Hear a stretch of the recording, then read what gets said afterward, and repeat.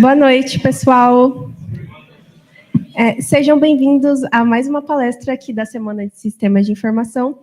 E a palestra de agora vai ser com a Ana Raquel, que é cientista de dados no Itaú e coordenadora na FIAP. E a palestra dela será sobre a inteligência artificial por trás da mágica, explorando temas de machine learning, deep learning e inteligência artificial generativa. E seja bem-vinda, Ana. Uma salva de palmas para ela.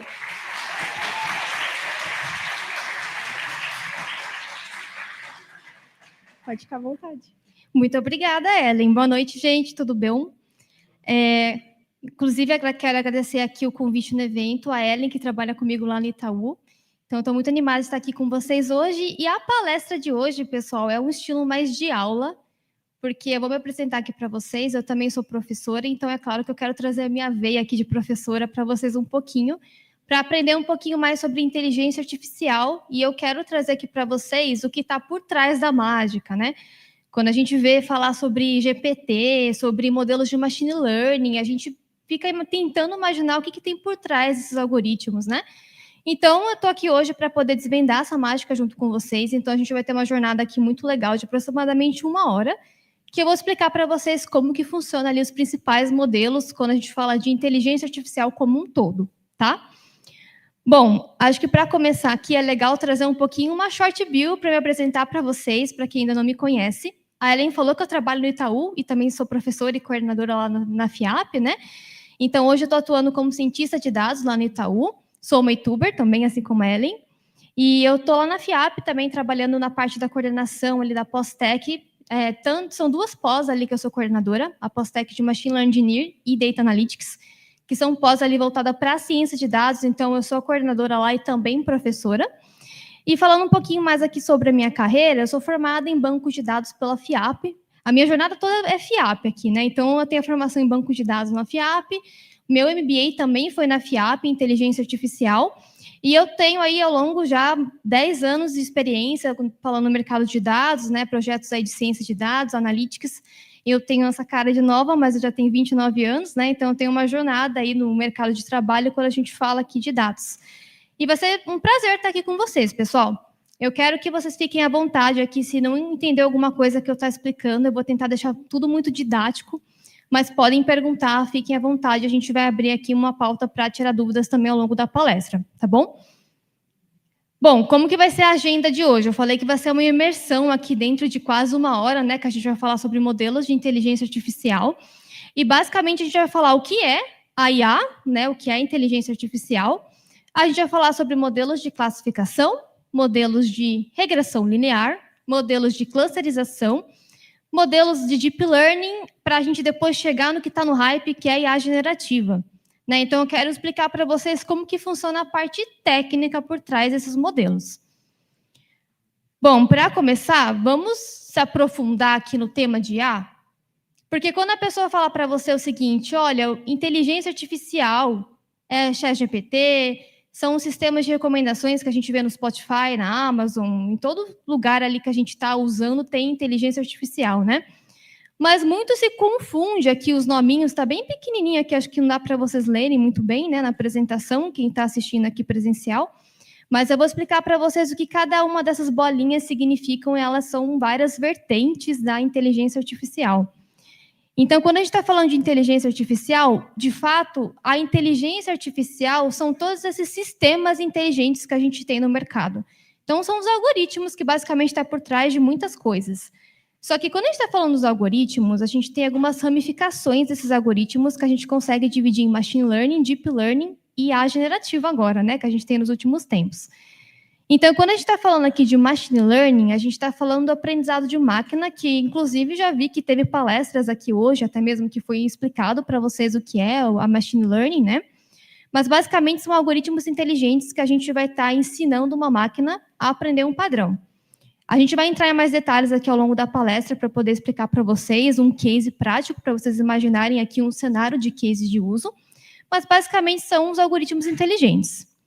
Agora, quando a gente está falando de Deep Learning, ele é bem parecido ali com o propósito de Machine Learning, quando a gente fala aprendizado de máquina, Mas em Deep Learning, a gente tem ali dados que são mais complexos, podemos dizer assim.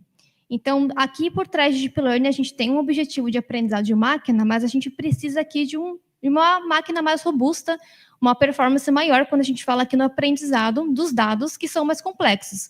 E aqui nesses dados complexos pode envolver também, por exemplo, ali dados não estruturados, como imagem, vídeos, né? Então, a gente tem modelos específicos para poder tratar esse tipo de cenário de dados não estruturados que entram também em Deep Learning. E aí, quando a gente está falando IA generativa, que é o hype do momento,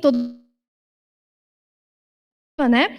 De fato, IA generativa, eu deixei aqui escrito que ela é utilizada principalmente para criar conteúdos. Então, ele é um modelo ali criativo, ele é generativo, mas ele não é só usado para criar conteúdo. Ele também é utilizado para fazer outras coisas que a gente vai aprender aqui também na nossa aula de hoje. Vamos chamar essa palestra aqui de aula, né? Bom, então, para começar, vamos falar sobre Machine Learning? Machine Learning, quando a gente está falando sobre os tipos de modelos de Machine Learning, existem 3 ramificações aqui que a gente pode falar, que divide aqui os modelos em submundos. Então, o primeiro que a gente tem aqui são os modelos supervisionados, que a gente vai entrar no detalhe aqui durante a nossa palestra, nossa aula. Tem os modelos não supervisionados, e tem uma ramificação aqui que é aprendizado para o reforço, que eu não vou entrar em tanto detalhe aqui na palestra, mas é um tipo também de aprendizagem que a gente tem aqui por tipo de políticas. Então, você tem ali um modelo que trabalha com regras, com políticas, e você tem como se fosse uma recompensa ali por alguma ação que o algoritmo fizer correta, e você tem uma punição quando ele errar. Então, é muito utilizado também em jogos, por exemplo, né? Mas eu não vou focar muito no aprendizado para o reforço aqui na palestra. A gente vai falar muito de supervisionado e não supervisionado, e também sobre Deep Learning e IA generativa. Então, para a gente começar a falar de modelos de classificação, o que é um modelo de classificação? Pensa que a gente quer ensinar um algoritmo a aprender algo, dado ali um rótulo. Esse rótulo a gente chama de target aqui da parte técnica. Que significado, né, quando a gente fala aqui target em inglês, significa alvo. Então, imagine o seguinte cenário para ficar mais simples aqui para vocês. Vamos supor que a gente tem um cenário de fraude, a gente quer ensinar um modelo a prever um fraude bancário. Então, pensa que o banco ele tem ali um histórico, tem um grande volume de dados ali, que ele consegue pegar comportamentos ali de clientes que eles identificaram fraude em algum momento, certo? Eles têm lá um estudo, tem lá uma identificação, um rótulo para a pessoa que de fato foi um fraude, né? Uma transação que foi um fraude ali. Então, o banco ele tem um conhecimento de que comportamento pode levar a esse fraude. Então, pensa o seguinte, eu vou construir um modelo para classificar o fraude. Então, o que a gente faz aqui na jornada, na pipeline de ciência de dados, basicamente, né? Eu quero construir esse modelo. Eu tenho que pegar esses dados históricos que a gente tem sobre fraude e a gente tem que estudar ali, né? Ver quais são as variáveis que eu tenho que identificar ali, que mostra que aquela transação é fraudulenta de fato, né? Então, a gente pode pegar, por exemplo, ali, o valor da transação é muito alta, o horário ali que a pessoa fez a transação. Então, tem várias identificações ali, várias variáveis, que a gente pode dizer assim, né? Que identificam que aquela transação é fraudulenta. Então, a gente vai pegar esses dados que representam essa situação, essa ação, né? E a gente vai separar o modelo aqui em duas caixinhas, uma para treinamento do modelo e a outra para testar o modelo. Normalmente, a gente deixa uma representação aí de 80% desse volume de dados históricos para ser a nossa amostra para treinar o modelo. Ou seja, basicamente, eu estou falando para o modelo seguinte, você vai pegar esses dados históricos e você vai aprender os padrões que estão dentro desses dados. A gente vai colocar isso no modelo preditivo. E os outros 20% são o conjunto ali de dados que o modelo nunca viu na vida, ele não vai ver esses dados, que ele vai ser utilizado justamente para poder ver se o modelo consegue generalizar o que foi, de fato, ensinado ali, né? O que ele teve, o propósito dele, que é aprender, de fato, a situação aqui de fraude, tá? Feito tudo isso, o que a gente tem aqui como próximo passo na nossa pipeline? É a gente verificar se, de fato, não tem nenhum tipo de anomalia no dado. Então, eu tenho que verificar que, antes de colocar no meu algoritmo preditivo, algumas condições de anomalia. Então, a gente vai verificar se o dado tem alguma informação duplicada, se tem valores nulos. Tudo isso são alguns steps que a gente precisa garantir aqui a qualidade, né, desses dados para não colocar ali nenhum tipo de viés dentro do nosso modelo preditivo. E aí chega um momento, né, que é a cerejinha aqui do Machine Learning, que é você selecionar o modelo preditivo que você vai utilizar para fazer essa identificação de fraude. Então, aqui tem vários modelos, né, daria para ficar falando um evento inteiro só sobre o modelo, porque tem muito modelo preditivo, mas a gente poderia, basicamente, aqui pensar em modelos de classificação clássicos, como o Randall Forest, que é um modelo bem robusto, poderia ser o XGBoost, o LightGBM, ou até mesmo o Isolation Forest, porque a gente está lidando aqui com fraude, é um caso ali muito específico, um caso raro, né? Então, existem vários tipos de modelos, que aí cabe nós, cientistas de dados, saber selecionar qual que é o melhor modelo para poder resolver esse problema. E depois que a gente treina o modelo, o que a gente tem que fazer? Para concluir aqui nossa pipeline de classificação, né? A gente tem que validar esse modelo. E aí, para validar os modelos, existem várias métricas estatísticas que a gente pode utilizar para determinados tipos de modelos, que a gente consegue avaliar se o modelo está conseguindo generalizar, se eu não caio em situações de overfitting e underfitting, que é quando o modelo praticamente decora algo, né? Ou ele não conseguiu aprender totalmente. Então, a gente tem várias métricas que podem ser utilizadas, como, por exemplo, aqui a acurácia, que é a taxa de assertividade do modelo, poderia pensar aqui na precisão. Então, a gente tem uma avaliação estatística aqui para garantir que esse modelo, de fato, está pronto para fazer um deploy dele, por exemplo, depois, né? Então, esse é o tema de classificação. Eu trouxe aqui um case prático para vocês de como que a gente pode fazer uma aplicação, né, de case de classificação. E aí você pode pensar que você pode classificar qualquer coisa que tenha um rótulo. Então, por exemplo, eu quero classificar um e-mail que é spam e não é spam. Eu quero classificar, por exemplo, tipos de frutas. Eu quero classificar se vai vender sim ou não um cartão. Então, tem vários cenários aqui que a gente pode pensar em classificação. Tem o rótulo, tem a target, dá para fazer um modelo aqui. E é claro que precisa também de volume de dados necessários aqui, né? Então, para a classificação, é bem um resumo aqui, que a palestra ela vai meio que se aprofundar mais em Deep Learning e IA generativa, mas é só para vocês conhecerem também aqui sobre classificação. E falando sobre regressão, qual que é a diferença de regressão para classificação? Basicamente, na regressão, a gente quer prever um valor numérico contínuo. E aí existem vários tipos aqui de regressões, a gente pode pensar tanto na regressão linear simples e a múltipla. E aí elas têm aqui uma diferença básica, que como que a gente consegue diferenciar, né, os tipos de regressões? A regressão linear simples é quando você só tem uma variável ali que vai estar sendo analisada para poder influenciar a preditora. E quando a gente tem uma regressão linear múltipla, você tem mais de uma variável que está influenciando ali a variável que você quer prever. Então, a variável que a gente quer prever aqui, o valor numérico, ela é uma variável totalmente dependente das variáveis independentes. Então, o modelo de regressão linear múltipla, a gente tem vários fatores que vão estar influenciando a regressão, né? O valor que eu quero prever aqui nesse modelo linear. E aí eu trouxe um case aqui para a gente pensar prático, para poder colocar aqui uma regressão linear múltipla, que é para a gente prever, por exemplo, o preço de um imóvel.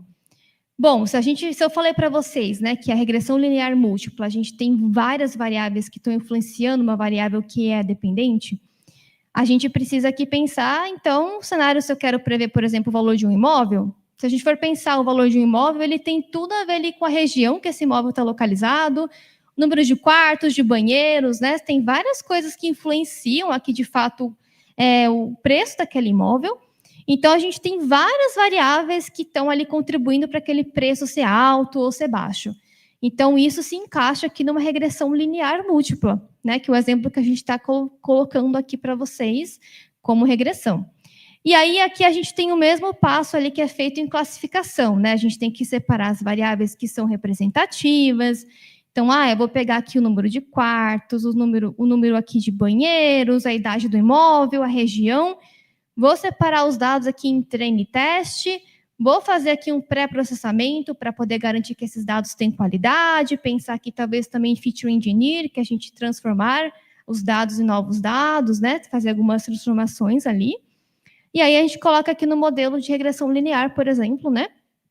Que a gente vai tentar ver o quanto que essas variáveis influenciam aqui para um direcionamento, né? A gente tentar traçar aqui uma reta linear, onde a combinação dessas variáveis a gente consegue encontrar aqui uma direção, que é mais ou menos o que tem ali no desenho, né? Na equação, quando a gente está falando naquele penúltimo desenho ali, ó, que eu tento identificar o quanto que aqueles pontos eles seguem uma tendência aqui de uma reta para a gente poder prever um valor. E, basicamente, esse é o modelo de regressão linear, e aqui, no caso, uma regressão múltipla, né? Porque a gente tem vários coeficientes aqui contribuindo para essa regressão, né? E, por último, é claro que, assim como os modelos de classificação, a gente precisa avaliar esse modelo. E aí, aqui são outros tipos de métricas que a gente usa para poder ver o quanto que esse valor que o modelo preveu, ele está, de fato, ali ideal, né? Ele está o mais próximo do real, porque quando a gente fala em separar a base de treino e teste, a gente está avaliando esse modelo com um Y, a gente fala que é o Y predito e Y resposta, né? Que é a gente pensar assim, eu tenho o que meu modelo aprendeu e eu tenho que comparar com ele, né? Uma base histórica que a gente consegue comparar para ver o nível de assertividade desse modelo. Né? Então, a gente consegue fazer isso aqui nessa parte de métricas de avaliações. Então, aqui a gente poderia, por exemplo, utilizar um R², né? Alguma métrica aqui de regressão linear para poder ver se, de fato, esse valor está muito longe aqui do que a gente tinha de esperado na nossa base de teste, tá? Então, resumindo, modelo de regressão, a gente quer prever uma variável contínua, diferente de classificação, que a gente tem uma target, né? E a gente quer prever aqui um rótulo. E aí, para a gente fechar os cases aqui de machine learning, tem clusterização, que acaba confundindo muita gente, né? Tem uma galera que não sabe muito bem como funcionam os modelos de machine learning e acha que dá para fazer tudo com cluster, né? Tudo é cluster. Não é muito bem assim que funciona, né? A parte de clusterização é quando a gente quer segmentar os dados com base em algum tipo de similaridade entre esses dados. Então, existem vários cenários aqui que a gente poderia pensar em segmentação com cluster. Eu trouxe algo bem simples aqui, que é, por exemplo, a segmentação de usuários, que a gente poderia, por exemplo, pegar uma base de uma rede social e a gente quer classificar quem são os usuários mais engajados e os menos engajados. Então, imagina que você tem esse objetivo, e aí você vai fazer o mesmo passo que a gente tinha feito antes. Eu vou pegar aqui os dados representativos, então eu vou pegar aqui a quantidade de likes, o tempo que a pessoa passa ali no Instagram, olhando ali o conteúdo, dando like, né? Então, enfim, toda aquela interação. E aqui a gente nem precisa separar a base em treino e teste, porque aqui, no mundo de cluster, a gente não tem uma resposta do passado para a gente tentar identificar se esse cluster está certo ou não. Aqui, a grande ideia do modelo de cluster é a gente pensar em agrupar os dados com base em similaridade. Então, a gente não sabe qual que é a resposta, a gente não sabe qual que é o alvo aqui, né? A gente sabe que a gente quer encontrar um padrão. Então, a ideia aqui desses algoritmos é a gente criar grupos. Então, a gente não sabe a resposta de fato. E aí, a gente pega todos esses dados, né, que a gente tratou ali e deixou tudo limpo. A gente roda um modelo aqui de clusterização, por exemplo, um caminhos, né, um tipo de modelo que a gente consegue agrupar os dados com base ali na similaridade entre eles. E a gente vai criando grupos igual está ali naquela imagem, né? Você tem ali as bolinhas que estão em azul no primeiro momento. Quando eu rodo o modelo ali, ele tenta identificar quais são os vizinhos mais próximos ali, com base numa distância, a gente poderia pensar aqui distância euclidiana, por exemplo, e aí ele vai construindo os clusters, os grupos com base nessa distância. E aí a forma da gente avaliar esses modelos é um pouco mais diferente do que a gente fala de regressão e de classificação, porque aqui a gente não tem a resposta, como eu falei para vocês. Então, a forma de avaliação aqui de clusterização, a gente fala que é avaliar o modelo, quanto que ele foi bom ali para criar clusters, avaliando ali, a gente fala que é uma avaliação intra-cluster, né? Que é ver o quanto que a gente conseguiu deixar aquele grupo mais próximo, né? Falando de uma forma mais simples, e o quanto que ele consegue estar distante de outros grupos. Então, basicamente, eu vou verificar se o modelo conseguiu ali agrupar bem os dados. E agrupar bem significa a gente encontrar grupos que são distantes de outros grupos. Né? Então, é assim que funciona o modelo de cluster. A gente quer encontrar similaridade nos dados. Então, tudo isso que a gente falou aqui é um machine learning clássico, é um machine learning que a gente tem aí já há muito tempo no mercado, cientistas de dados aplicam muito nas empresas, é o padrãozão ali que todo cientista tem que saber. Mas, quando a gente está falando aqui de deep learning, o processo muda um pouquinho mais. Aí é um pouquinho mais complexo, e aí eu quero saber aqui, curiosidade, perguntar para vocês. Vocês sabem como funciona o modelo de deep learning por trás aqui na parte matemática, como que funcionam os algoritmos? Alguém aqui sabe? Levanta a mão. Ó, tem ali, ele sabe ali o mais ou menos, né? Então, muito bom que tem uma galera aqui que sabe, mas tem muita gente que não levantou a mão, então é uma oportunidade para eu poder explicar para vocês. Vou trazer aqui bem passo a passo, acompanhem comigo aqui a tela, para a gente ver como que funciona aqui um modelo de Deep Learning. Só trazendo aqui uma inspiração, né, da onde vem o Deep Learning, assim como muitos algoritmos matemáticos, a inspiração aqui é totalmente biológica. Então, lá nos anos 40, foi produzido ali o primeiro neurônio matemático, que é essa segunda imagem aqui na tela. E quem desenhou esse neurônio matemático é o Warren McCulloch e Walter Pitts. Desculpa se eu falei o nome deles errado, tá? Mas lá em 43, eles implementaram esse primeiro neurônio matemático que eles tentaram reproduzir o que os nossos neurônios biológicos fazem quando a gente está raciocinando, pensando. Então, a inspiração de Deep Learning é sobre os nossos neurônios biológicos.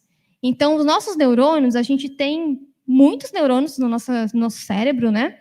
E eles são conectados uns aos outros para poder ter uma passagem de informação.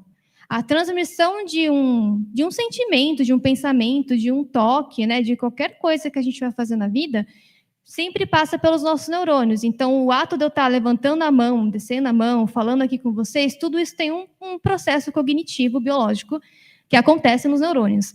Então, esses caras aqui, super inteligentes, na época, eles pensaram, né, eles acharam muito, muito louco isso, e eles quiseram reproduzir isso de forma matemática. E assim, eles fizeram esse primeiro desenho de um neurônio matemático, e aí começou a falar sobre os tipos, né? Começou a evoluir aqui a construção das redes neurais. Para até ser um pouco mais teórica aqui para vocês, esse modelo matemático do primeiro neurônio proposto, ele é chamado modelo Perceptron. Esse é o nome que é dado para esse tipo de modelo, e ele é bem simples. A gente tem ali uma entrada de camada de neurônio, você tem ali no meio uma função que ela vai gerar ali uma ativação para ter um resultado final. É isso, um modelo mais simples de Deep Learning, mas ele ainda não é um modelo complexo que a gente entende hoje, que são os neurônios, né, as multicamadas que a gente tem hoje. Mas esse foi o início para poder dar o nome que a gente vê hoje das redes neurais, né? As redes multicamadas, que a gente fala que é o Multilayer Perceptron. E a ideia aqui hoje é ensinar para vocês como que funciona um modelo de rede neural Multilayer Perceptron. Qual que é a diferença desse modelo para o Perceptron, que é o neurônio matemático? O neurônio matemático ele tem só uma camada de neurônio. Aqui a gente tem muitas camadas de neurônios. Né? Então, o multilayer é basicamente de multicamadas. A gente tem muitas camadas aqui de neurônio e é inspirado no Perceptron, que é aquele primeiro modelo que eu falei para vocês. Então, vamos imaginar o seguinte aqui, ó. Pensa que um banco ele quer prever se o cliente vai cancelar um serviço ou não nos próximos meses. E aí você tem alguns dados históricos ali. Então, por exemplo, eu coloquei 2 bolinhas ali que representam 2 features, 2 dados. Por exemplo, a gente tem o MOB, que é o tempo de vida que aquele cliente tem, né, o tempo da conta dele ativa no banco. E eu tenho a renda, por exemplo. Aí imagina que você tem outras variáveis ali também que vão estar representando esse cliente, tá? É só para fins didáticos aqui, eu coloquei pouca variável. Então, a gente tem a nossa base de dados, e aí a gente começa a ter a camada de neurônios que está lá dentro do nosso algoritmo. Basicamente, esses modelos de Deep Learning, a gente tem muitos algoritmos, muitos neurônios que vão trabalhando em conjunto para poder tentar extrair um aprendizado ali dos dados para poder, de fato, fazer alguma ação. Aí, essa ação, a gente pode pensar aqui numa classificação, né? Se eu quero prever se o cliente ele vai gerar aqui o churn, né, que a gente fala que é quando cancela. Se a gente quer prever se o cliente vai estar no banco ou se ele vai cancelar, a gente está falando de um modelo de classificação também. Só que aqui eu estou falando de Deep Learning, né? Então, a gente tem vários neurônios e como é que acontece por trás aqui da mágica, que é o tema da nossa palestra, né? Basicamente, cada uma dessas variáveis que a gente tem aqui na entrada do modelo, ela vai ser conectada com cada um dos neurônios que a gente tem nas camadas aqui da Deep Learning. E a gente tem essa atribuição, essas setinhas que estão conectando com cada um dos neurônios, a gente chama elas de pesos. Inicialmente, uma rede neural ela tem pesos que são inicializados de forma aleatória, e esses pesos eles vão ser multiplicados por cada uma das variáveis que a gente tem dentro aqui que está entrando nessa rede. Então, pensa que dentro, né, imagina que aquela variável mob, ela vai se conectar ali com o primeiro neurônio, e ali dentro vai acontecer uma combinação linear, uma somatória, que vai fazer uma combinação linear, e depois essa combinação linear ela vai ser convergida aqui por uma função de ativação. Tá, Raquel, você falou o grego aqui pra gente, né? Entendi nada. Basicamente, o que vai acontecer aqui dentro? Aqui dentro, a gente vai ter toda a combinação linear de todas as entradas aqui. Então, pensa que vai ter o mob, vai ter a renda, vai ter a idade do cliente, vai ter todas as variáveis aqui do cliente, que vai ser multiplicada pelo peso que a gente tem aqui do neurônio. Então, aqui está pequenininho, mas eu vou ler para vocês. Ó. Naquele primeiro neurônio, a gente tem uma combinação linear que vai multiplicar o x1 vezes o x2. O W1, que é o peso 1. Vai somar com o x2 vezes o W7, por exemplo. Então, a gente tem ali a multiplicação que vai sendo feita de cada uma das entradas de variáveis com os pesos dos neurônios. E tudo isso, a gente tem ali uma combinação, no final dessa minha combinação linear, a gente tem um bias ali, que esse termo bias a gente usa, que é como se fosse um impulso da rede neural que ela vai dar para contribuir que cada informação dessa passe para o próximo neurônio. Ela vai dar ali como se fosse uma ativação.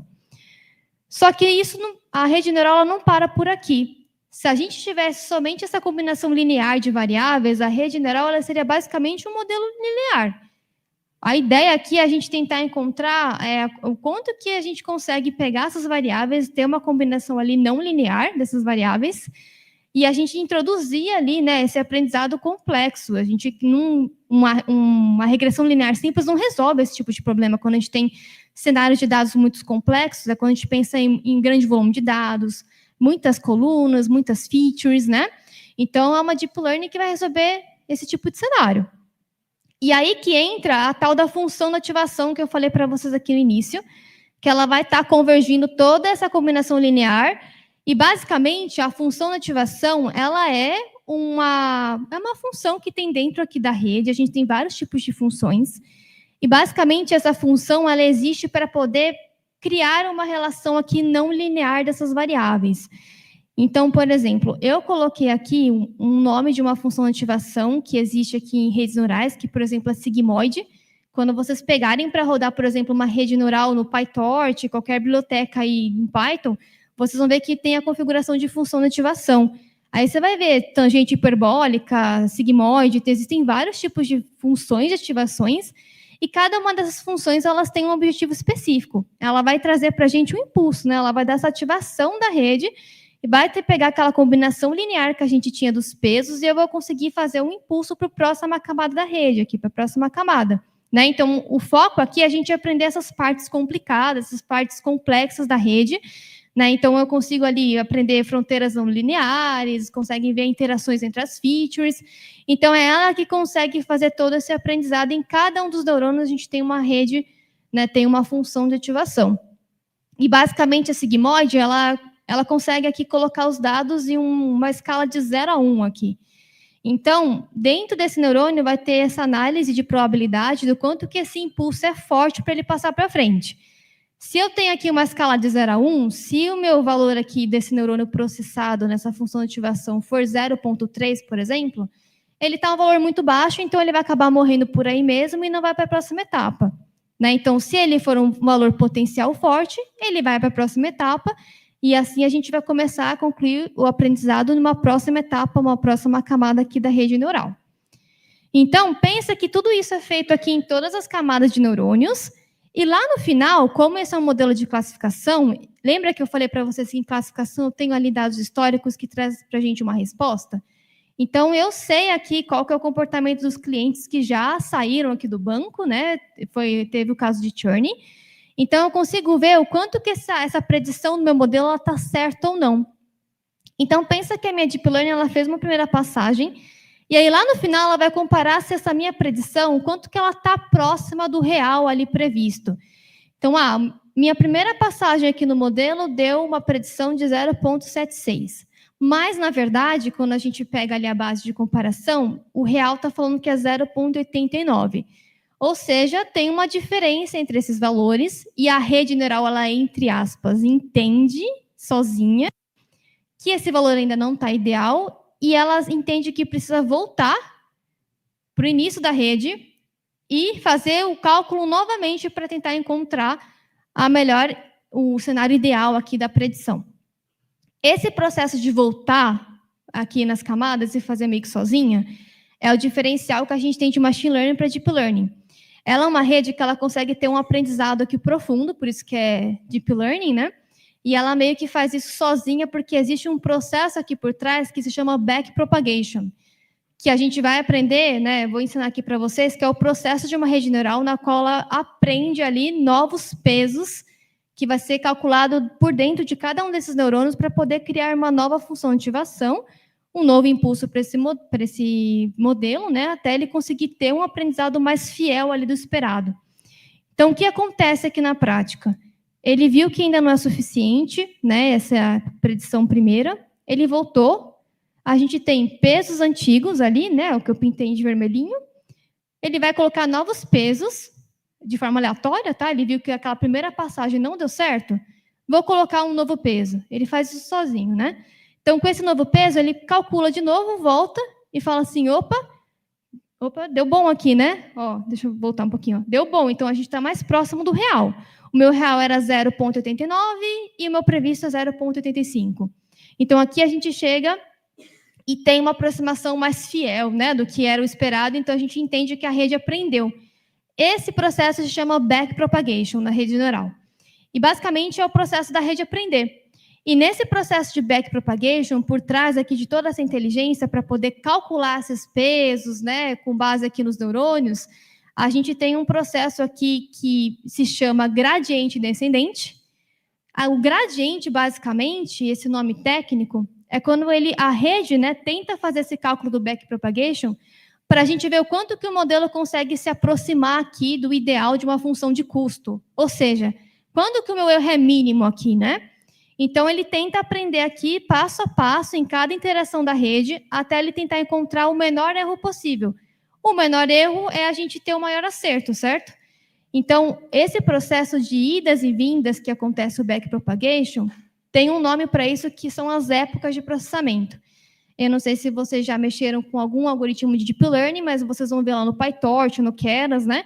TensorFlow, que tem um parâmetro de época que você vai configurar para o modelo ficar rodando. Basicamente, o rodar desse modelo é ele ficar indo e vindo para o backpropagation aprender. E no backpropagation, a gente tem ali uma função de custo, que é o gradiente descendente, que ele vai aprender qual que são os melhores erros. Por isso que quando você abre ali uma deep learning, uma rede neural, você consegue ver cada época de interação, o quanto que ele foi acertando, tá? Então, é assim que funciona por trás da mágica, né? No modelo de deep learning. Beleza, a gente entendeu como funciona a deep learning aqui. E fiquem calmos que eu vou deixar vocês fazerem pergunta, tá? No final da palestra, eu sei que é bem denso aqui o assunto, mas é mais para vocês terem uma ideia de como funciona, né? O modelo de deep learning também. Até mesmo porque, para você aprender modelos de LLMs, você precisa saber Deep Learning. Por quê? Dentro dos modelos de LLMs, a gente tem a arquitetura de Multilayer Perceptron, que eu acabei de ensinar vocês aqui. O que são as LLMs? Já teve até palestra aqui que eu vi hoje que falou sobre o tema, mas basicamente são os modelos de linguagem, aqui, né, falando Large Language Model, são os modelos de grande linguagem, que basicamente eles são uns modelos base ali, que eles são treinados em vários cenários aqui em cima da internet. Então, se a gente pensar, por exemplo, em vários artigos, em vários textos, em vários sites, foi treinado em cima de imagem, de áudios, de vídeos. Então, a gente tem um modelo aqui multimodal, a gente fala, que ele consegue se adaptar para várias tarefas, né? Então, a gente tem ali um Foundation Model, que é um modelo base, e ele consegue ser feito para várias tasks ali, ó. Então, eu consigo criar ali análise de sentimento, eu consigo fazer um texto criativo, criar uma imagem, criar um vídeo. Então, basicamente, ele é um modelo que ele consegue fazer tudo aqui, basicamente, hoje, né? A gente consegue fazer várias coisas com a IA generativa. Então, o modelo básico que a gente tem aqui, por trás de tudo isso, é a arquitetura Transformer, que não é do filme Transformer lá, né? É uma arquitetura que a gente tem aqui de rede neural, que basicamente é essa tal da LLM que a gente fala. E aí eu quero trazer para vocês um pouquinho como é que funciona essa arquitetura aqui também por trás da mágica, né? Não sei se vocês já ouviram falar, mas quando a gente está falando aqui de Deep Learning, o modelo de LLM, basicamente a gente tem duas arquiteturas aqui que formam o modelo Transformer. A gente tem a parte de encoder, que é a parte de aprendizado da semântica do texto, que é esse ladinho aqui da imagem, tá vendo? E a gente tem a outra parte que se chama decoder, que é essa outra parte da arquitetura, que ela é a etapa criativa da rede.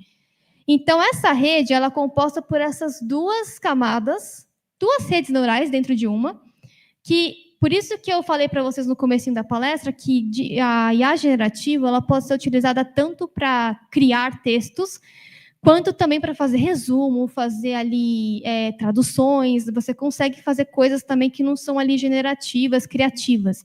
Você consegue usar também esse tipo de rede para fazer alguma ação específica. Justamente porque ela tem essas duas arquiteturas. Você tem encoder e você tem decoder aqui. Então, para a gente pensar aqui no cenário prático também e poder contribuir aqui no aprendizado de vocês, vamos imaginar o seguinte. Opa, dei uns passos a mais aqui, né? Vamos imaginar que a gente vai ter um objetivo aqui para a rede, que a gente já vou comentar para vocês sobre o objetivo, para a gente ver como que funcionam essas camadas aqui dentro do modelo Transformer. Só para a curiosidade de vocês, existem esse desenho aqui, depois a gente pode até ver de deixar para vocês a apresentação, tá? Que aí vocês conseguem ver com mais detalhe. Mas esse Evolution Tree, ele mostra aqui quais são os modelos generativos que a gente tem no mercado, tanto da parte de encoder quanto decoder. E não existe só o GPT quando a gente está falando de modelos de LLM. A gente tem, por exemplo, em encoder, que, na verdade, né, até abrindo aqui para vocês, são os modelos que eu sou mais fã, podemos dizer assim, porque é um modelo que ele não alucina, ele não fica criando coisas do nada, ele é um modelo que basicamente você vai passar para ele um contexto e com aquele contexto que você passou, ele vai aprender alguma ação, alguma tarefa específica. Então, a gente tem, por exemplo, o BERT, que ele é um modelo bidirecional. Por exemplo, você passa ali um texto para ele e ele vai conseguir olhar ambos os lados do texto, por isso que ele é bidirecional, né? Ele olha tanto para frente quanto para trás, para você poder fazer ali algum tipo de ação. Então, por exemplo, me construa um resumo dessa reunião. Se você pedir isso para um modelo BERT que você encontra lá no Hugging Face, que é uma plataforma de IA generativa, você consegue fazer isso muito bem. Então, tem o BERT, que é lançado pela Google, inclusive. Tem o Roberta, que é uma otimização do BERT. Tem o DistilBERT, que é um BERT mais leve. Tem o SynthesBERT também, que aí trabalha com embeddings, que a gente já vai entender também o que é embeddings aqui na palestra. Tem os modelos de decoder, que aí é o famoso GPT. São os modelos criativos, né? E tem também o Mistral, tem o Llama, tem vários modelos no mercado, Gemini, né? E também tem os modelos que juntam os dois, que é o encoder e decoder. Então, tem o BART aqui do Facebook, tem o T5, que é o text-to-text. Então, tem vários modelos aqui que usam arquiteturas, às vezes, em conjunto e também usam de forma apartada. Então, essa árvore é bem legal, que ela mostra aqui os caminhos, né? Só que aí, para a gente entender na prática, como eu mostrei também os outros modelos, vamos ver como acontece aqui no modelo generativo, quando a gente está trabalhando com encoder e decoder, e eu vou pedir um prompt, que é você pedir uma tarefa, uma ação para uma rede geral, para ela fazer o seguinte, ó, gera um resumo de texto do texto a seguir, né? Então, eu quero fazer aqui um resumo. Aí tem um resumo escrito, tem um textinho escrito assim, ó. Ontem eu estava na praia e decidi fazer café às 5 da tarde, né? 5 horas. Pois eu sou muito fã de café mesmo no calor. De fato, eu fiz essa apresentação, eu estava na praia e eu estava tomando café, pensei nisso e falei, vou colocar aqui como case para a gente pensar em uma solução de resumo aqui em LLM. Então, imagina que eu coloquei isso no modelo, eu quero que ele resume para mim. O que vai acontecer aqui na etapa, né? Aqui está aparecendo um videozinho aqui embaixo, né? Acho que não está pegando na imagem para vocês, mas eu deixei ali aparecendo a primeira camada dessa arquitetura. A primeira camada, basicamente, obrigada, ele mostra ali para a gente, ó, tá vendo que tem aquela caixinha rosinha? Aquela caixinha, ela está falando positional embedding. Então, aquela parte, o que ela vai receber desse nosso texto? Basicamente, o texto, ele vai pegar cada uma das palavrinhas que a gente tem, vamos pensar dessa forma, né, que é a forma mais simples, e ele vai transformar cada uma dessas palavras em tokens. Na prática, ele segmenta aqui o texto em vários pedacinhos. Pensem para ficar aqui de forma mais didática que é cada palavra. E cada uma dessas palavras você vai ter uma representação numérica dessas palavras. Por que isso, Raquel? Justamente porque o computador não entende texto, né? Vocês aqui, a maioria, acredito, sabem aqui dessa questão da computação, ela não entende texto, ela entende números. Então, eu preciso pensar aqui em como transformar esse texto em um vetor, né, um vetor numérico aqui, em vetores. Então, essa parte de tokenização são os tokens, são os vetores que a gente vai colocar dentro do modelo. E aí, cada modelo aceita ali um nível de token específico, né? A gente tem ali vários tipos de tokens. Então, pensa que aqui eu estou fazendo uma tradução do texto para um tipo numérico. Quando eu faço essa tradução, tem uma nova etapa ali também que está no comecinho aqui da camada da rede, que é uma etapa de embedding, que está até escrito positional embedding ali, né? O que é o bendito embedding? O embedding, ele já é um tipo de tecnologia que não surgiu agora, tá? Com as redes neurais, as redes generativas. Embedding já era utilizado há muito tempo atrás, já quando a gente fala Word2Vec também, né? São ali tecnologias de NLP que a gente trabalha para poder encontrar a semântica de uma palavra. Então, basicamente, o embedding ele vai meio que mapear todas as palavras que você tem no seu texto e ele vai conseguir calcular qual que é a similaridade, a representação dessa palavra junto com outras palavras. Então, você consegue fazer aqui uma aprendizagem semântica dessas palavras. Como assim, Raquel?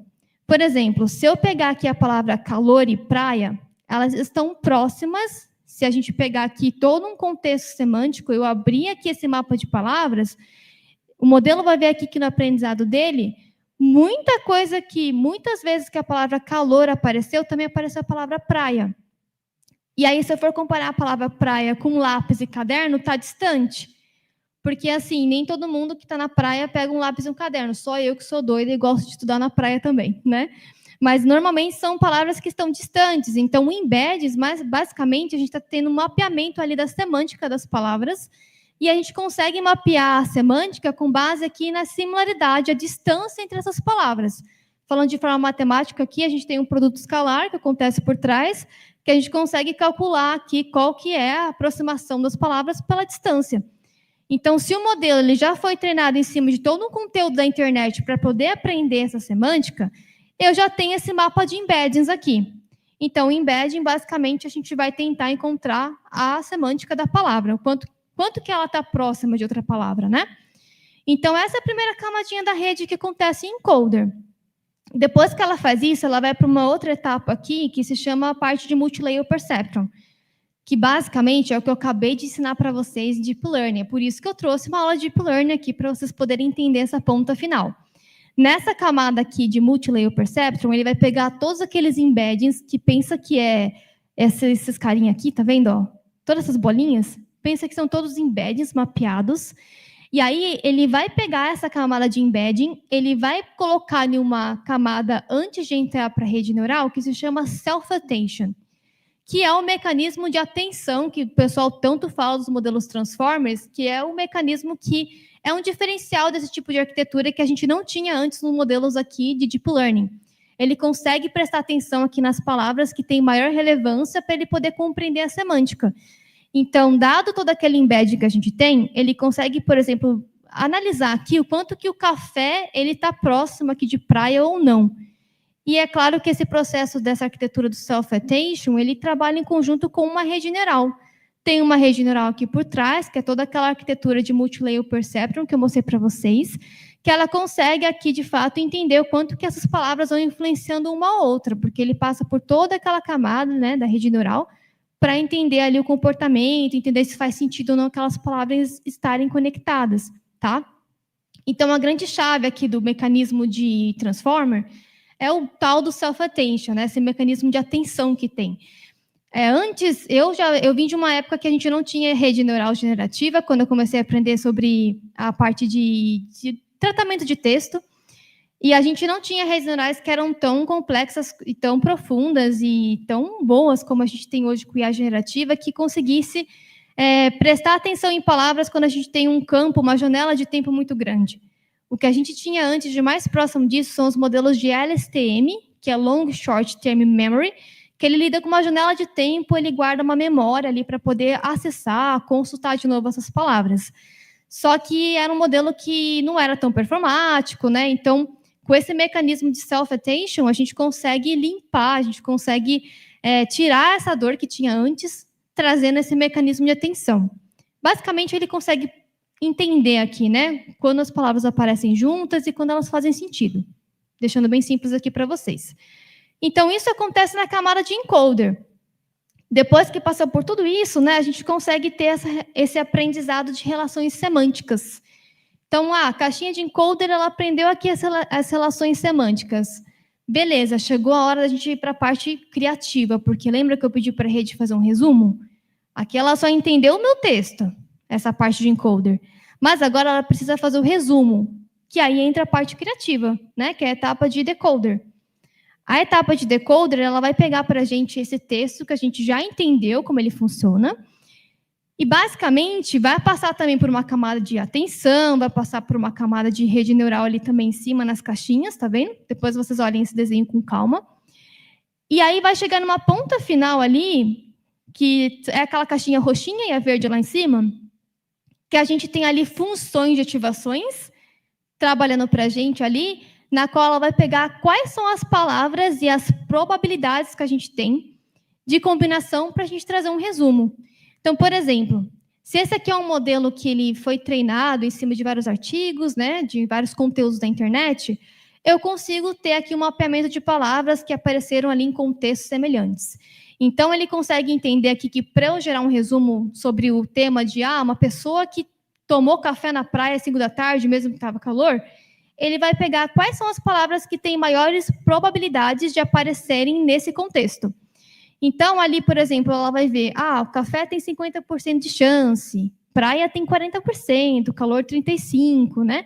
Então, esse desenho aqui, essa função de ativação chamada softmax, ela consegue encaixar essas palavras em probabilidades, que é um tipo de função de ativação, assim como a sigmoide também, né? Que eu falei para vocês em Deep Learning.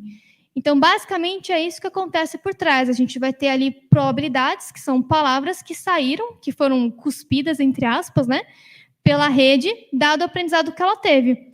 Então, no final de tudo isso, qual vai ser o nosso output? Decidi tomar café na praia, apesar do calor. Né? Vamos pensar que a rede ela trouxe esse resumo aqui para a gente.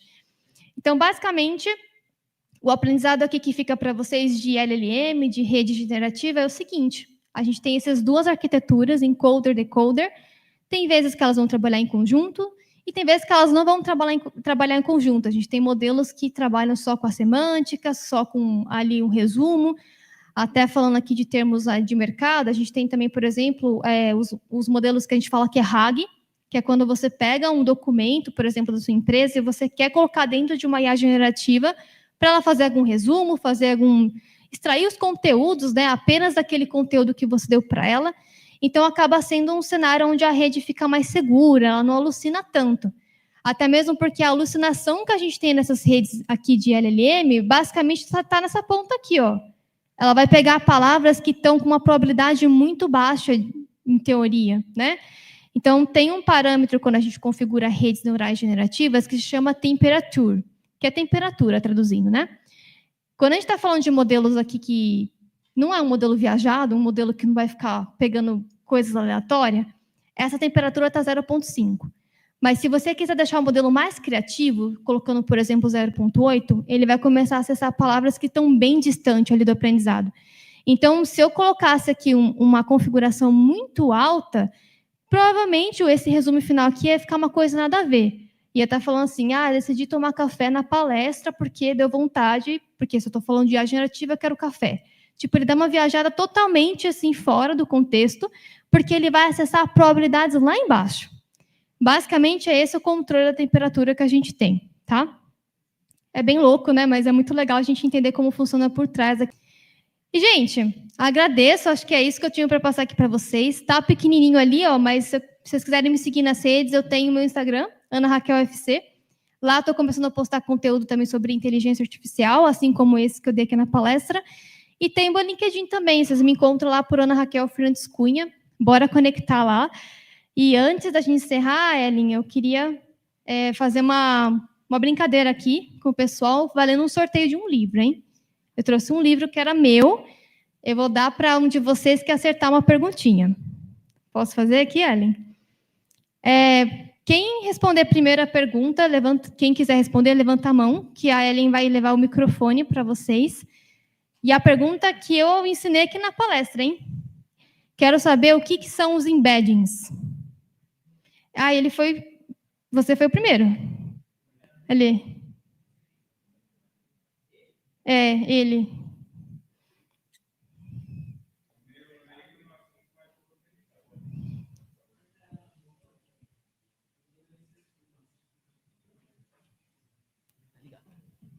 Embedding é basicamente a forma que a gente trata o texto passando de uma forma vetorizada. Então, posteriormente, para a gente fazer ali similaridade com o vetor, utilizar algoritmos de classificação, por exemplo, a gente precisa dos dados vetorizados, né? Então, seria basicamente isso da gente passar por uma forma que a máquina entende, né? Numérica, no caso, vetor. Não sei se está certo. Tá certo, mas qual que é o objetivo do embedding?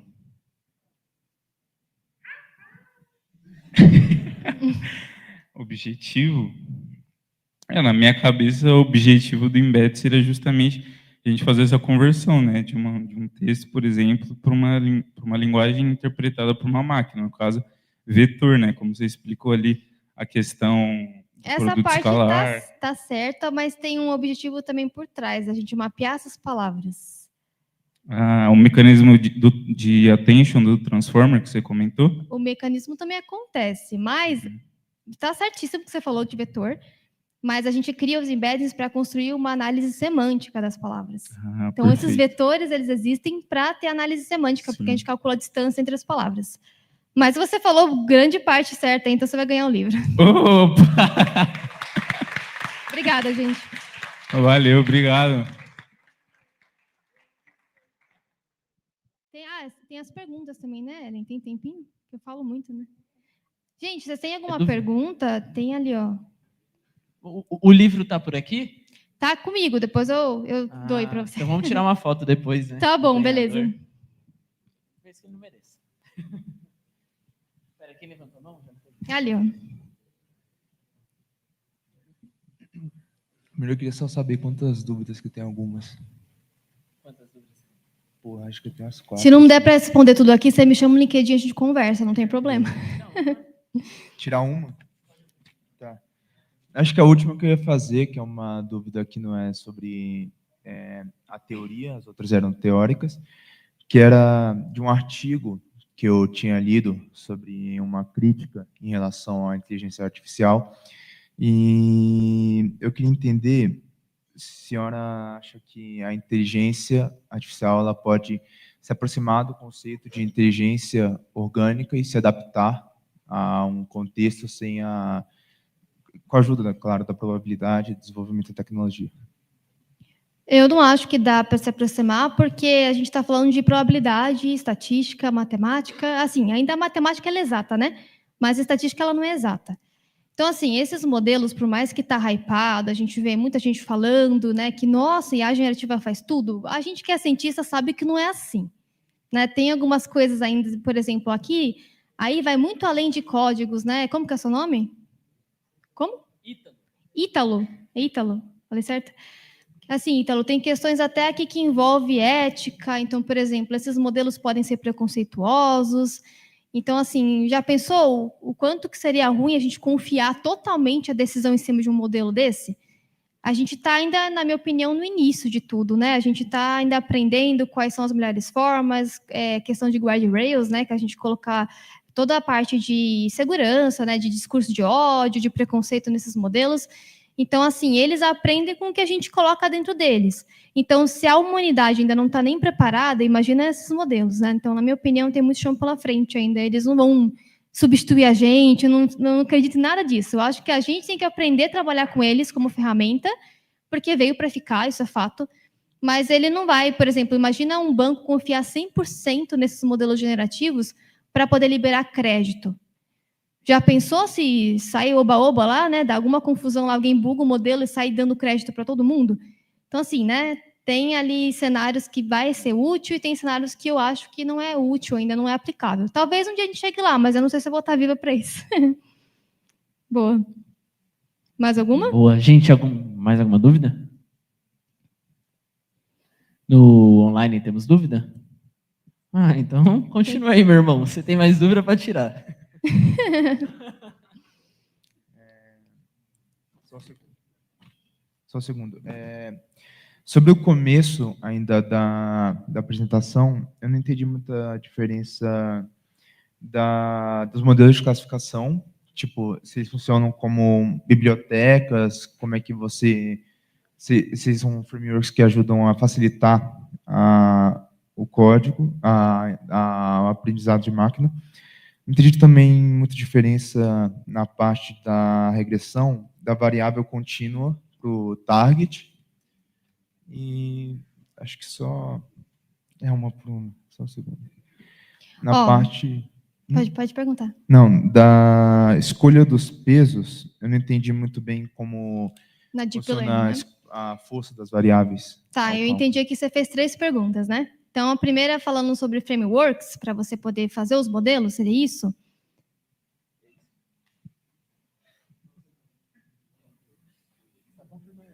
Bibliotecas, né? Boa. A mais comum que a gente tem para modelos de classificação, de cluster, regressão, até Deep Learning também, por mais que não seja mais utilizada para Deep Learning, a gente tem o Scikit-Learning. Depois você anota aí para você pesquisar. É uma biblioteca de Python a mais famosa que tem para a gente acessar os modelos. Então, lá quando você entra, tem lá a parte de classificação, tem regressão, tem cluster, e dentro dessas caixinhas tem vários modelos. Aí você pode explorar lá o mundo de modelos. Então, o Scikit-Learning é a biblioteca mais usada e é o que eu recomendo para você começar a estudar.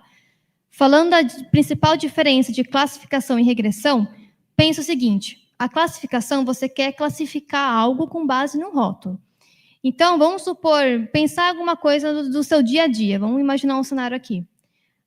Eu vou imaginar aqui, vamos supor aqui, tá? Imagina que você joga videogame.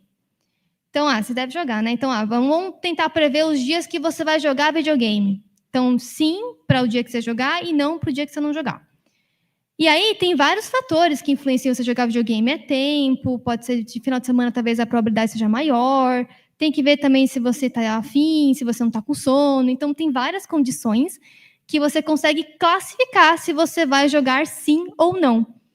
Então, essa classificação, quando a gente tem esse rótulo é você classificar em alguma ação, em algo que você quer fazer com que o modelo aprenda. Qual que é a diferença de regressão? Regressão, você não vai ter essa classe sim ou não. Você vai ter um valor numérico. Então, por exemplo, vamos supor que você quer prever qual que vai ser a maior pontuação que você vai fazer ali dentro do seu jogo. Então, você quer prever um score, você quer prever um valor. Essa é a forma mais fácil de identificar. Vai prever um valor, por exemplo, score, vai prever valor de um imóvel, vai prever peso, sei lá, centímetros, qualquer coisa ali que seja de forma numérica, você consegue encaixar uma regressão. Então, essa é a principal diferença que a gente tem. E falando dos pesos, né, das redes neurais que você perguntou, inicialmente, esse peso ele começa atribuído de forma aleatória. Esse peso, ele é o impulso, ele vai ajudar a pegar toda aquela equação que eu expliquei para vocês no começo, aquela somatória, linear, tudo mais, ele vai estar ali dentro para poder transformar aquele valor em um novo valor. Então, pensa que se na primeira passagem da rede, se ele foi aleatório, imagina que ele foi 1. Então, esse 1 ele vai ser multiplicado com o valor da variável. Só que no primeiro processo ali que a gente passa, esse valor ele não foi o suficiente para poder fazer com que aquela variável ela seja passada para a próxima camada da rede. Então, o modelo aprendeu que esse 1 não foi o suficiente. Então, ele vai voltar com o backpropagation e ele vai colocar um novo peso para poder tentar dar um novo impulso para esse neurônio. Então, por exemplo, de 1 ele colocou, sei lá, 7. E o 7, se a gente multiplicar algo por 7, ele vai para frente, ele aumenta, né? Então, é mais ou menos isso que acontece por trás. Ficou claro? Boa. Mais alguém? Ali, ó. Uma coisa boa. Sobre a parte dos LLMs, quando você diz que o modelo ele vai pensar em qual é a chance daquela palavra aparecer, você está dizendo em relação ao quê? Tipo, ele vai lendo o texto e vai calculando tipo, a chance, a próxima palavra aparecer do texto, como é que é isso? A chance de aparecer a palavra é com base no aprendizado dele. Então, pensa o seguinte, pensa que esses modelos, a gente tem ali o treinamento dele em cima de artigos, a internet toda. Então, se a gente está falando aqui de ele entender a posição das palavras, se a gente for ler, por exemplo, ali textos que falam sobre praia, você vai ver muito ali junto o mar, a areia, sei lá, sol. Essas palavras vão ter aparecido em vários contextos, em vários textos que elas estavam juntas. Então, o modelo aprendeu que essas palavras fazem sentido juntas. Então, quando você abre lá os embeddings, o embedding ele vai fazer essa análise da semântica, ou seja, quanto que a palavra calor está próximo de praia? Com certeza ela está distante, por exemplo, de chão, sei lá, uma coisa assim bem aleatória. Então, essa análise de probabilidade de aparecer junto é justamente pelo que ela aprendeu. E vem por trás do embedding. O embedding ele faz para a gente esse plano, pensa que é um plano ali multidimensional, que você tem várias palavrinhas, e ele calcula a distância entre elas. O que está mais próximo, alta probabilidade. O que está longe, é baixa probabilidade. E aí que você pega os modelos que alucinam e falam nada a ver, pega a probabilidade baixa. Então, tipo, ele está pegando um assunto nada a ver ali que ele nem aprendeu, porque você meio que mexeu, você refinou ali o modelo, né? Você tentou colocar uma outra configuração de temperatura. Aí ele pega coisa nada a ver. Mas é esse caminho mesmo, tá certinho. Pensamento, tá? Obrigado. Boa, imagina. Mais alguém? Tem ali, ó. Tem. Oh, pera, tem uma ali. Tem no online? Ah, tá. Tem ali também depois, ó. Boa noite. Eu tenho um pequeno projetozinho que eu trabalho com IA, então eu aproveitei para criar um mini projetozinho, uma IA encapsulada e basicamente eu tenho também todo um sistema de embeddings gigantesco para eu encontrar a similaridade do que eu estou falando com as memórias que ela tem. E aí eu queria muito saber como é que funciona a parte de detectar um dos embeds que eu fiz com a relação da memória. Tipo, eu sei que ela cria várias similaridades com todos aqueles números e dá uma pontuação para eles para saber qual é a relação entre o que eu estou falando com o que ela tem na cabeça. Só que como é que funciona essa relação? Eu consigo explicar para alguém falando, sei lá, se for 3 embeddings, eu consigo falar, uma é de, sei lá, arte, outra é de lugar, outra é de, não sei, tecnologia, e aí eu consigo dar pontos para falar similaridade para alguma pessoa. Só que eu sei que ela não faz isso. Ela faz de algum jeito diferente. Você quer separar em grupos esses embeddings, é isso? Então, eu não separo em grupos esses embeds, é tudo automático. Eu crio embeds aleatórios, eu uso hash para fazer esse tipo de aleatoriação. Não é tão aleatório, eu tenho uma seed para sempre ser os mesmos números aleatórios, só que eu quero saber como é que ela faz essa relação, como é que ela sabe que uma palavra tem relação com a outra, já que em tese é tudo aleatório. A relação da palavra eu entendo que é pelo aprendizado do modelo. Então, é aquilo que eu acabei de explicar para ele, né? Vai ver os contextos que apareceu. Agora, não sei se eu entendi certo aqui, mas se você quiser mapear os embeddings, meio que pegar e abrir, assim, né? Você quer ver, tipo, as palavras, quanto que ela está próxima de outra, né? Não sei se é mais ou menos isso. Dá para você fazer isso fazendo alguns gráficos para você plotar esses embeddings. Dá para abrir eles, por exemplo. Você pode, por exemplo, pegar esses embeddings e tem um algoritmo que você consegue fazer essa plotagem que se chama TNSE, alguma coisa assim, que você consegue pôr as palavrinhas e ver ele aberto mesmo para você ver a distância. A distância, basicamente, é a aproximação que ele teve aprendizado. Eu não sei se é isso, né, que seria a sua dúvida, mas basicamente ele encontra essa aproximação. Aí o que você pode fazer para você tentar ver esses grupos é você pensar em aplicar outras técnicas ali de agrupamento, de similaridade, utilizando a própria base de embeddings, para você tentar ver os grupos. Então, por exemplo, tem um algoritmo que se chama LDA, que é Topic Modeling.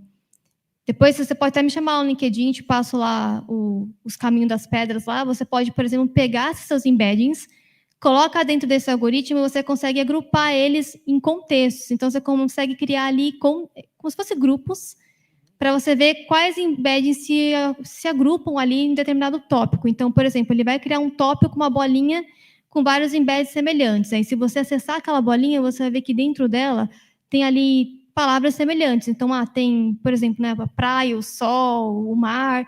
Aí tem outra bolinha que está distante aqui no outro ponto que ela começa a falar sobre tecnologia. Então tem lá, tem data science, tem IA, tem computador. Então dá para você abrir esses embeds e meio que ver o que acontece por dentro. Mas eu acho que essa é a única forma que eu conheço que dá para ver, tá? Se tem outra forma, eu fico te devendo. Mas tem essas estratégias e por trás é a similaridade na distância mesmo. Tá bom? Boa. Tem ele ali também que tinha levantado a mão. Oi. Olá. Eu achei um pouquinho engraçado, porque à tarde eu acabei de fazer uma palestra sobre a LLM. Ah, eu vi essa palestra. Você viu minha palestra? Eu vi, eu tava vendo online. Pô, que legal. Você achou bom? Eu achei legal, muito legal.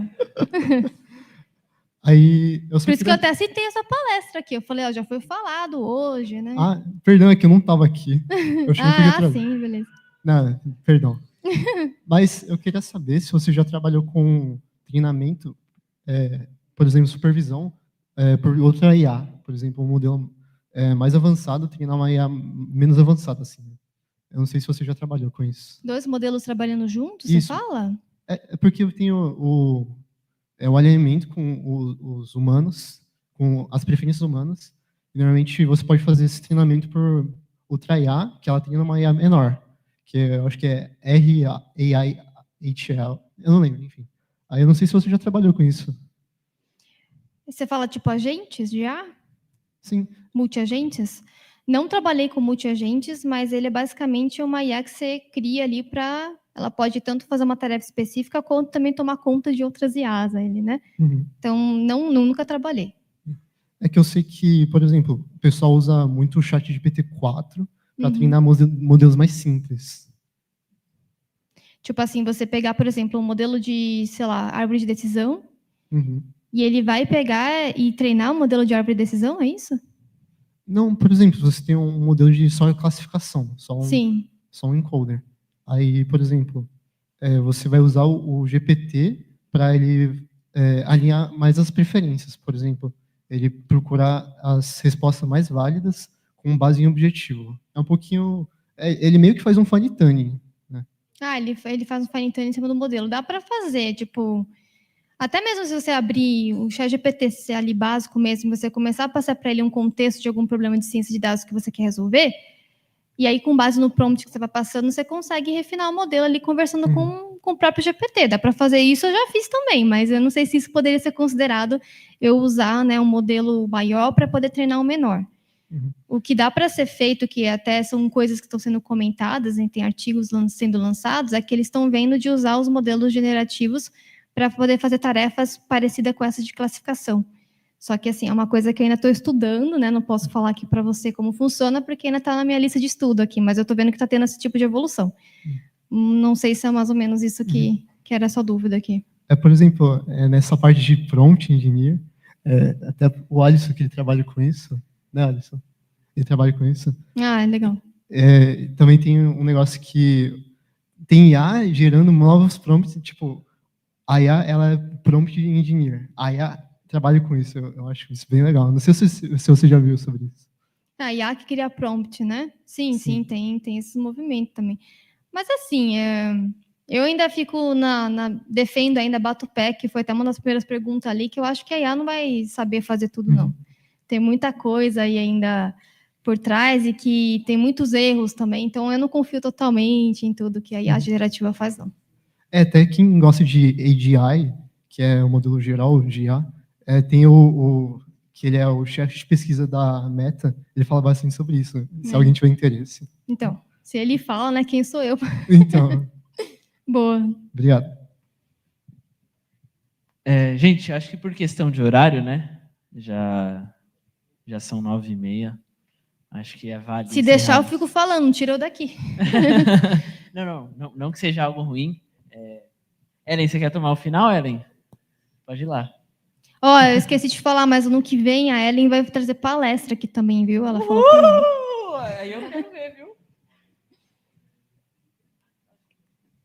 Obrigada, gente. Posso descer aqui? Pode ir.